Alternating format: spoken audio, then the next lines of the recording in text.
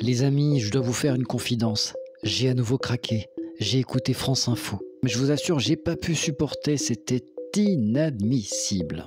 Quel était le sujet? Eh bien, c'était celui-ci. Vive polémique après un concert au Bataclan où le public scandait Free Palestine. Je t'abrège frère ça en 30 secondes si tu veux pas regarder la vidéo jusqu'au bout. Si tu dis Free Palestine, forcément, ça veut dire que tu es antisémite. Effectivement, ces gens-là font des études de nombreuses années après le bac pour arriver à une conclusion aussi simpliste et débile. Contexte, le 10 février 2024, un groupe de techno a remixé la chanson palestinienne, attention je vais peut-être me tromper en la prononçant, Yama Mouel El Hawa, sur le lieu du massacre du 13 novembre 2015. Voici par exemple le témoignage de Patrick Jardin, le père d'une victime des attentats du Bataclan. Free Palestine sur le lieu de l'attentat du 13 novembre 2015 qui a fait 90 morts et des centaines de blessés. Les images et le principe même ont créé une vague d'émoi. Ces gens ne respectent rien, ils n'ont pas le respect des victimes qui sont tombées là-bas.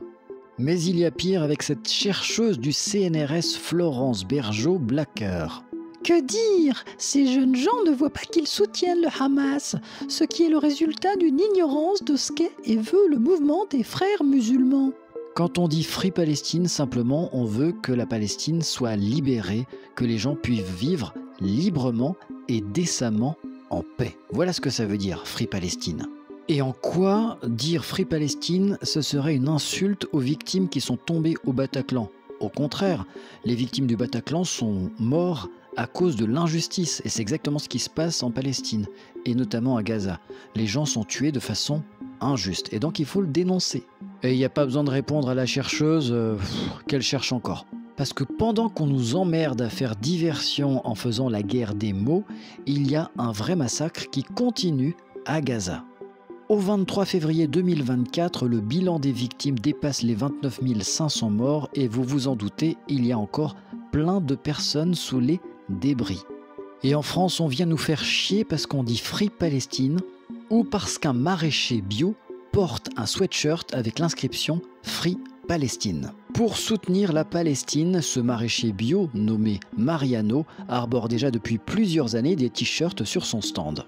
Mais la maire de Clermont-Ferrand demande depuis plusieurs mois aux maraîchers d'enlever ces t-shirts dans un souci, je cite, d'éviter toute politisation du marché.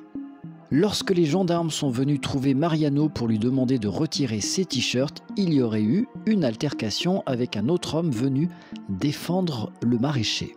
Et malheureusement, ça ne s'est pas bien passé car les gendarmes l'ont embarqué.